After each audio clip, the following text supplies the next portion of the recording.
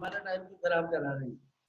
तो एग्जाम्पल क्या था बेटा, एक तो 7.1, 7.2, 7.4,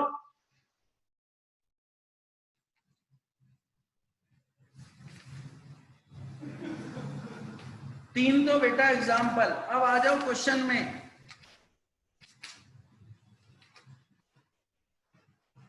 क्वेश्चन 1, 2, 3, 4, 5, 6, 7, 8, 9, 10, 11।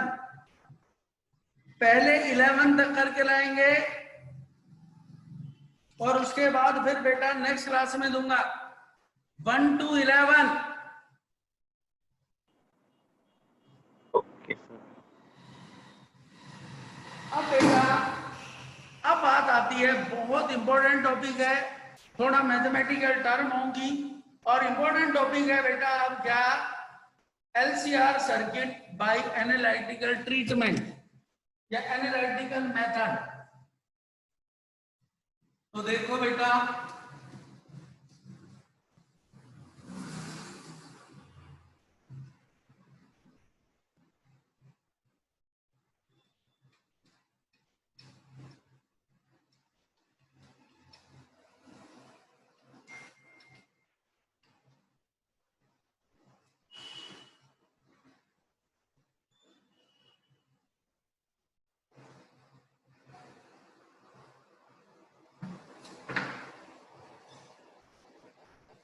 क्या है बेटा, LCR circuit by mathematical analytical solution.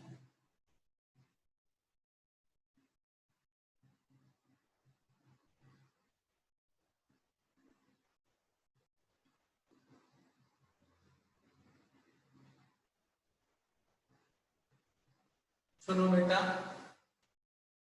let us consider a resistor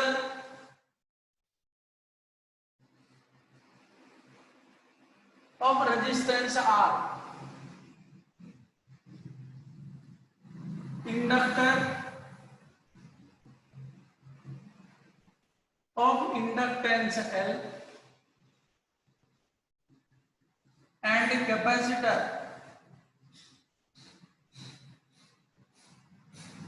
of capacitance C are connected to the AC source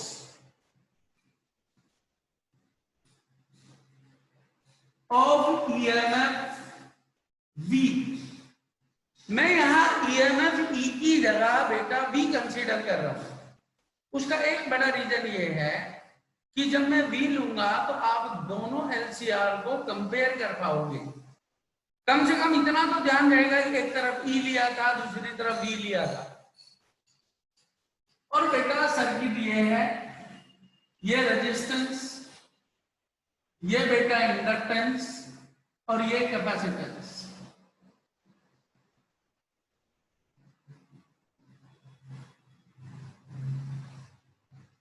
ये R, ये L, ये C।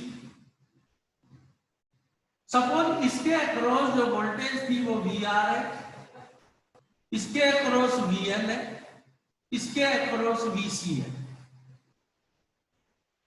Late equation of EMF V equals to V naught sine omega T. बेटा जी जानबूझ के मैंने E को V में कन्वर्ट किया जिससे आपको ये याद रहे कि मैं इसमें E कंसीडर करूंगा कि V कंसीडर करूंगा। अब बेटा VR EMF अक्रॉस R और VR होता है बेटा I into R। VL EMF अक्रॉस L और VL इक्वल्स टू बेटा minus L DI by dt। And negative due to Lenz law. तो VL equals to L DI upon DT। कोई phasor नहीं देखना, बस प्योरली मैथमेटिकल चलना है बेटा। अब VC EMF अक्रॉस C, तो VC इक्वल्स टू बेटा Q बाई C। तो टोटल पोटेंशियल बताओ, total EMF DL plus VR plus VC equals to V।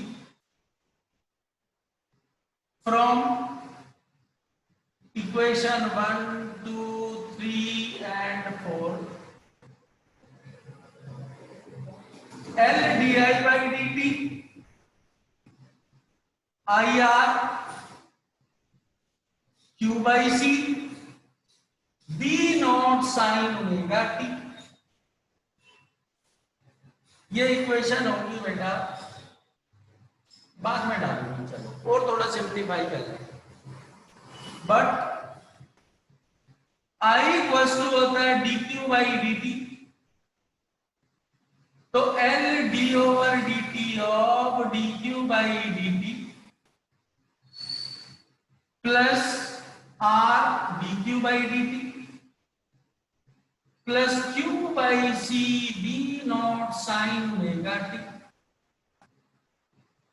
तो L D square Q upon DT square plus R DQ by DT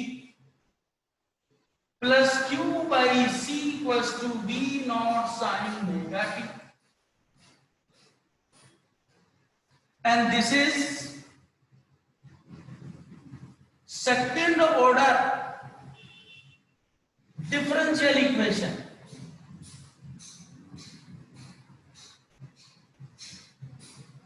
जिनके पास mathematics है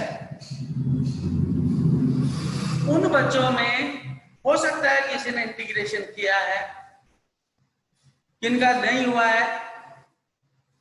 जो differential equation है, जब 12th class में बेटा हम पढ़ते हैं, आपको याद होगा, तो differential equation after the integration means integration differentiation की एक कंबाइंड टर्म थी जिसे हमने नाम दिया था क्या, डिफरेंशियल इक्वेशन।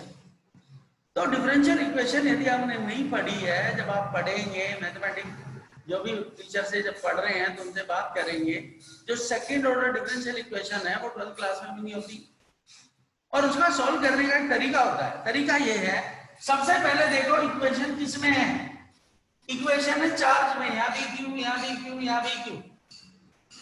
तो उसका एक सॉल्यूशन मान लेते हैं, let its solution Q equals to Q naught. इसका एक सॉल्यूशन लिया और वो क्या था, Q equals to Q naught. इधर क्या है, साइन, बिल्कुल वही रखो, sine omega T plus theta. आप जो मर्जी ले लो, थीटा फाई, मुझे याद नहीं मैंने क्या लिया हुआ था, ये ले लिया बेटा थीटा। ये इसका सॉल्यूशन है। जरा एक सेकंड रुकना, एक सेकंड।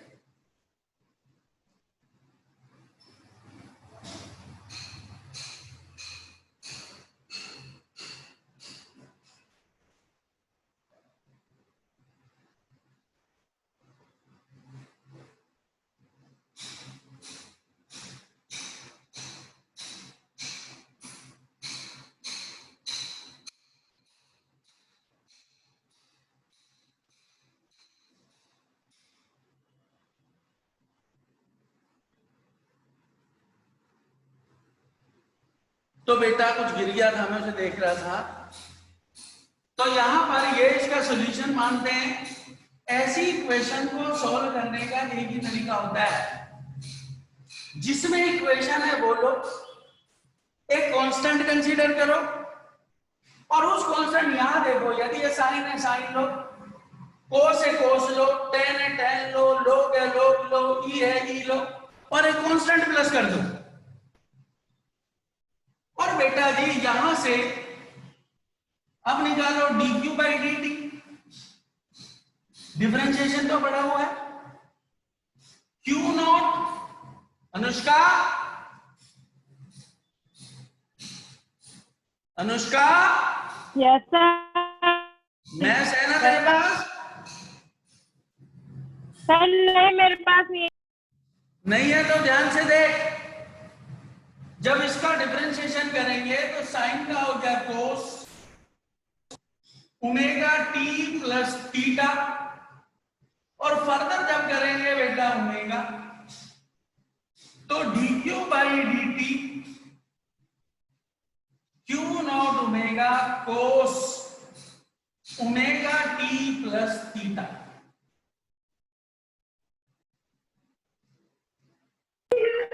सर ओमेगा कांस्टेंट है। ये बेटा ओमेगा कांस्टेंट है ना।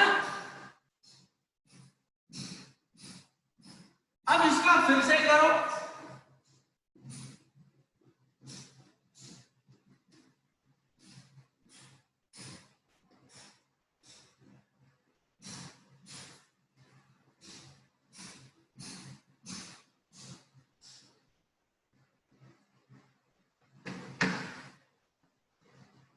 इसका फर्दर डेरिवेटिव तो D square Q upon D T square Q not omega cos का बेटा minus sine omega nought omega T plus theta into omega तो Q D Q square upon D T square equals to minus Q not omega square sine omega T plus theta और ये बेटा equation होगी मेरी 8। इस 6 को 7 को 8 को 5th में रख दो। क्या करें बेटा पुटिंग 6 7 and 8 इन 5th तो क्या होगा बेटा minus Q not omega square L sine omega T plus theta plus R और ये क्या है बेटा Q not omega cos omega T plus theta और बेटा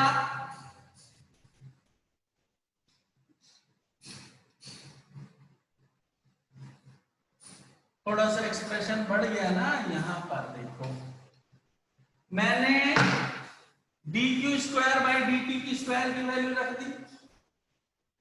मैंने D Q by D T की वैल्यू यहां रख दी। अब बेटा Q naught by C sine of omega T plus theta और बेटा equals to V naught sine omega T throughout divide कर दें बेटा डिवाइडेड बाई ओमेगा एल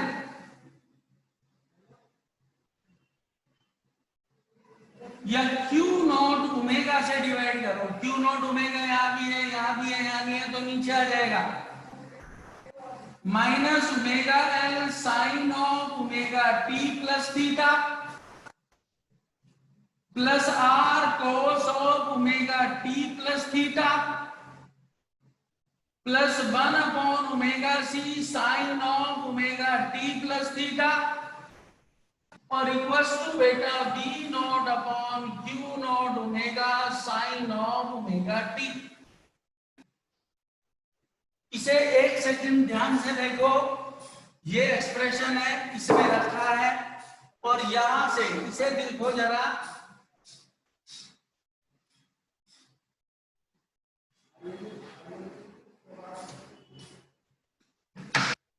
देखो बेटा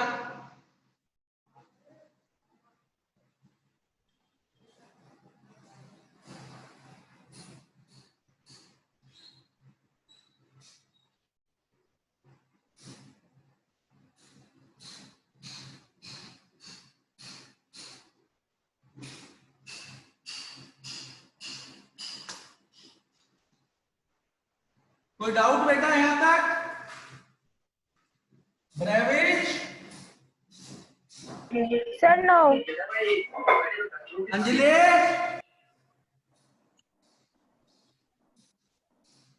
अंजलि,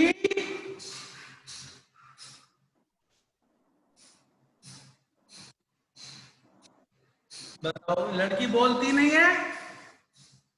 अंजलि,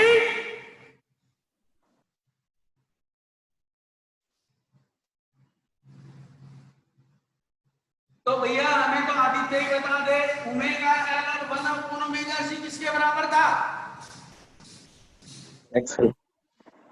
ओमेगा एल होता है बेटा एक्सएल, 1 ओमेगा सी होता है बेटा एक्ससी, एक्सी। तो minus XL sine of omega T plus theta, R cos omega T plus theta, XC sine of omega T plus theta, और ये बेटा B naught upon Q not omega, और Q not omega होता है बेटा I naught. देखो दिखाता हूं, Q not omega, Q not omega होता है बेटा 2 पाई बाई टी, तो 2 पाई बाई टी, और जब आपको पता होगा जब एवरेज वैल्यू निकाल रहे थे तो बेटा यही था क्यू नॉट, पीक वैल्यू, इसे कहते हैं पीक वैल्यू आई नॉट। तो बेटा यहां से कॉमन लो, एक तो लिया मैंने sine omega T plus theta, यहां से बचा XC minus XL plus R cos omega T plus theta equals to B naught को लिख दिया जेड साइन ओमेगा टी, और B naught upon I naught को कहते हैं बेटा जेड, और इसे कहते हैं इंपीडेंस ऑफ एलसीआर। अब बेटा इसे आगे सॉल्व करना है मुझे, क्या करें? इसे डाल दी इक्वेशन नंबर 9, लेट इसे कोस में बदलना है, तो क्या करें बेटा? XC minus XL equals to Z cos phi, R equals to Z sine phi, and putting 10 and 11 in 9, इसे रख दो बेटा यहां, तो क्या बना ये? Sign omega T plus theta, Z बेटा बाहर साइन थीटा, या इसे साइन लूंगा, कोस में बदलना था, इसे साइन ले लो और इसे ले लो बेटा कोस, आपकी चॉइस है, आप साइन ए प्लस बी में बदलें या कोस ए प्लस बी में। कोस का एक बेनिफिट होता है मेरे पास, यदि कहीं मुझे माइनस साइन एडजस्ट करना हो तो कोस माइनस थीटा कोस थीटा हो जाता है। तो जब भी कभी आपको अपनी एक इंडिपेंडेंसी मिलती है कि मैं किसमें बदलना चाहता हूं, तो हमेशा आप कोस के साथ जाओ। तो बेटा यहां पर साइन थीटा या five plus Z cos five cos omega T plus theta equals to Z sine omega T, और ये बेटा जेड कॉमन ले लिया, sine omega T plus theta और प्लस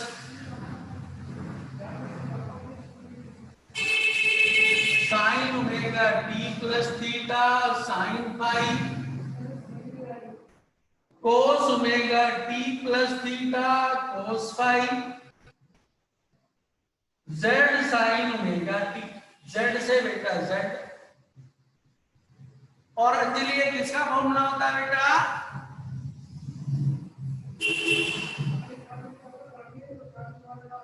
लवेश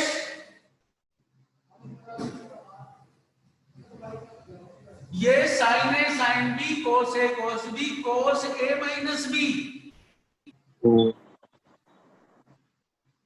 और ये बेटा साइन ओमेगा टी। बस साइन ओमेगा टी को आप कोस में बदल दो।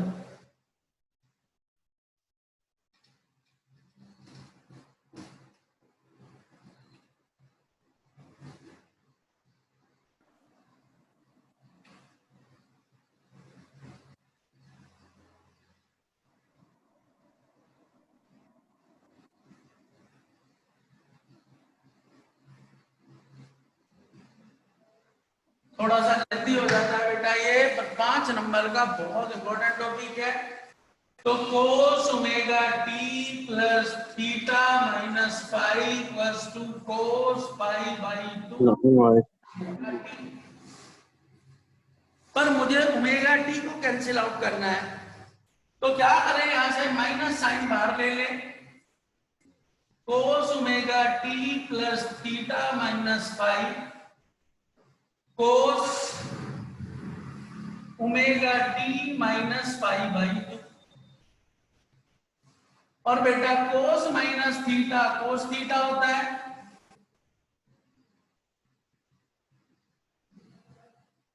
कोस omega T minus pi by 2। Compare करो बेटा, omega T plus theta minus pi equals to omega T minus pi by 2।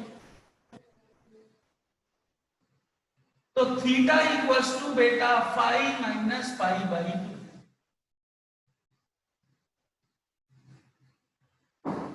और इस वैल्यू को रख दो बेटा, करंट निकालनी है मुझे, और एक इक्वेशन थी, कौन सी थी वो, D Q by D T, Q बराबर क्यू,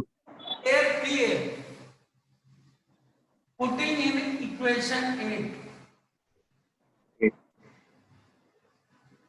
और 8 था बेटा D Q by D T Q not omega cos of omega T plus theta pi minus pi by 2। ये होता है बेटा करंट, ये होता है आई नॉट, अभी लिया था, कोस माइनस साइन बाहर ले लो, तो ये बचेगा बेटा pi by 2 minus omega T plus pi. और cos minus theta cos theta I nought cos pi by 2 minus omega T plus pi. और कोस 90 माइनस थीटा होता है बेटा sine theta, and this is equation of current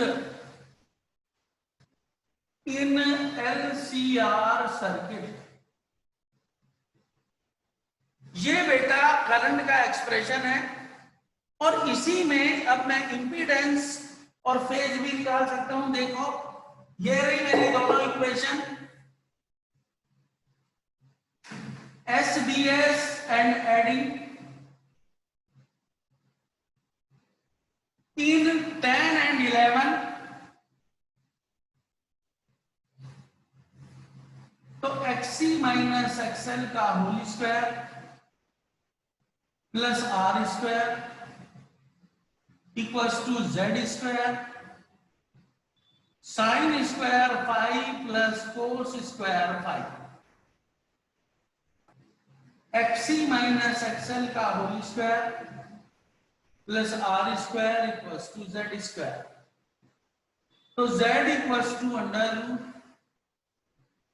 XC minus XL का whole square plus R square.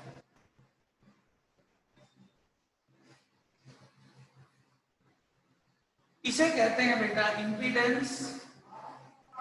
तो square में तो XL minus XC है या XC माइनस XL है, कोई फर्क नहीं पड़ता। इसे मैं लिख सकता हूं Z equals to under root R square minus बाहर ले लूं तो एक्सएल माइनस एक्सी का होल स्क्वायर। अब बेटा डिवाइड कर दो 10 और 11 को।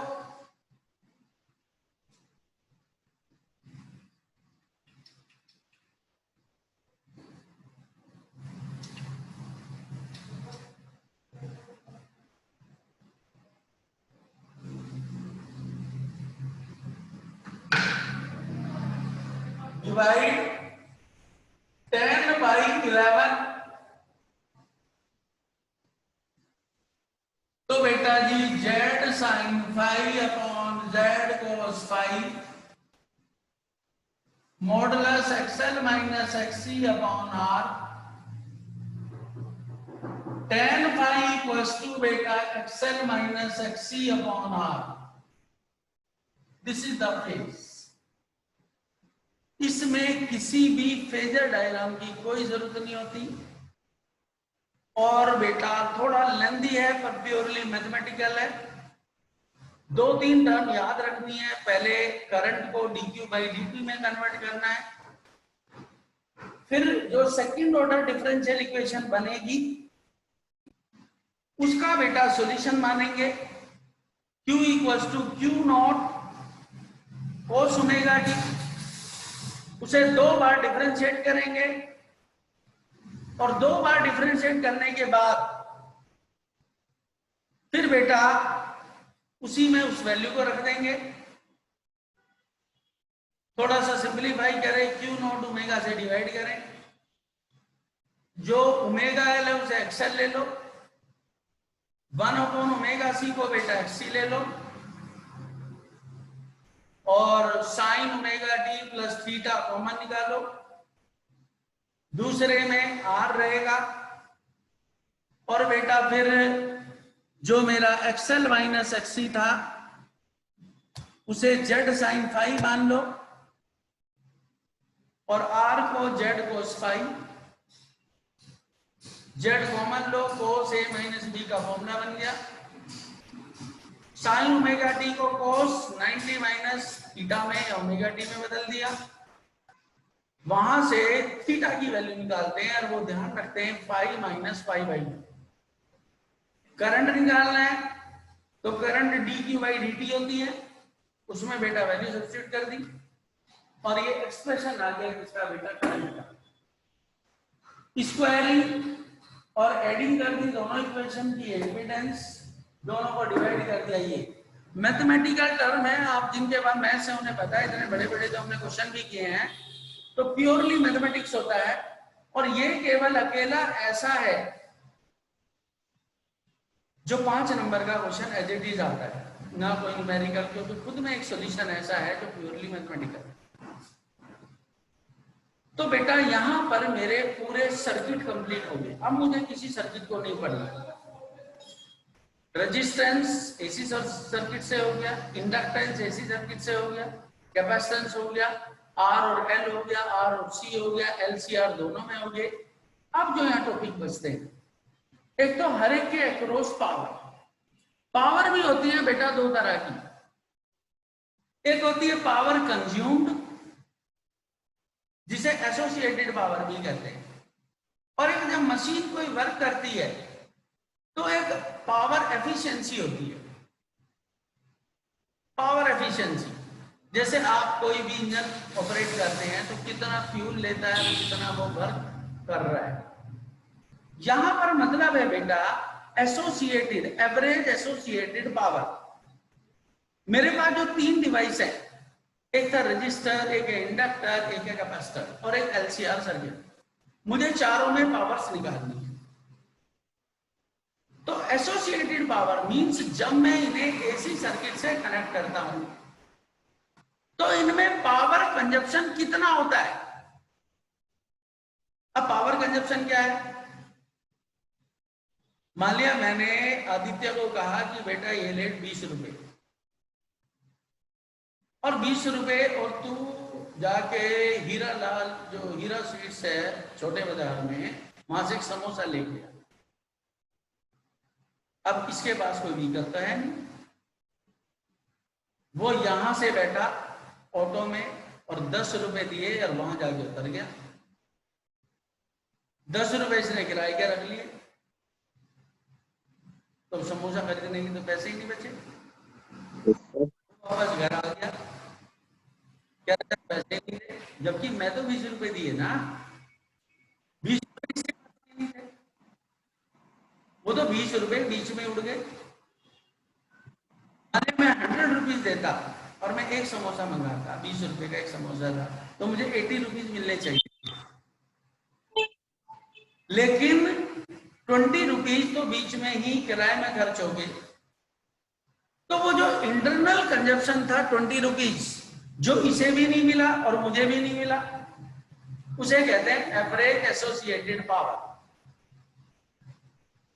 तो रजिस्टर जब कहीं लगाऊंगा तो वो हीट जनरेट कर देता है, उसकी अपनी एसोसिएटेड पावर होती है। पर सरप्राइजिंग ये है कि जब मैं इंडक्टर और कैपेसिटर कंसीडर करता हूं, तो इंडक्टर और कैपेसिटर जब भी जितने टाइम तक आप यूज करें, इसके अंदर एसोसिएटेड पावर 0 होती है। इसीलिए एसी सोर्स में मैंने कहा था जितनी भी डिवाइस बनाई जाती हैं उन्हें एक सोलिनॉइडल फॉर्म में बनाते हैं। तो सोलिनॉइडल फॉर्म का बनाने का एक ही रीजन है कि वो इंडक्टर बन जाता है और इंडक्टर में एसोसिएटेड पावर 0 है। दैट मीन्स जितना मैं इनपुट दूंगा उतना ही वो आउटपुट डिलीवर करेंगे। There is no loss. Transformer में यही सिचुएशन होती है, यही सोलिनॉइड्स होते हैं। और बेटा आपको बताया जहां से इलेक्ट्रिसिटी जनरेट होती है और हमारे जब तक हम कंज्यूम करते हैं, लाखों ट्रांसफॉर्मर से पास होके आती है। जहां प्लांट है वहां 220 वोल्ट की इलेक्ट्रिसिटी जनरेट हुई, उसे दिल्ली तक लाने में 11 लाख वोल्ट तक बदलना पड़ेगा। और वो 220 को 11 लाख तक यदि बदलना है, 11,000 तक यदि बदलना है, 66,000 तक यदि बदलना है, तो उसमें स्टेप और ट्रांसफॉर्मर लगाते हैं। वो सब स्टेशन पर जब आएगी फिर उसे रिड्यूस करेंगे, फिर ट्रांसफॉर्मर्स की एक चेन लगेगी स्टेप डाउन। वो उस वोल्टेज को कम करते जाएंगे और जब आपके घर के आसपास कहीं गली का नुक्कड़ देखा हो आपने, उस गली के नुक्कड़ पर जो ट्रांसफॉर्मर लगा रहता है उसका काम होता है 11,000 की लाइन आती है और उससे वो 440 वोल्ट देगा 2 फेज में, 220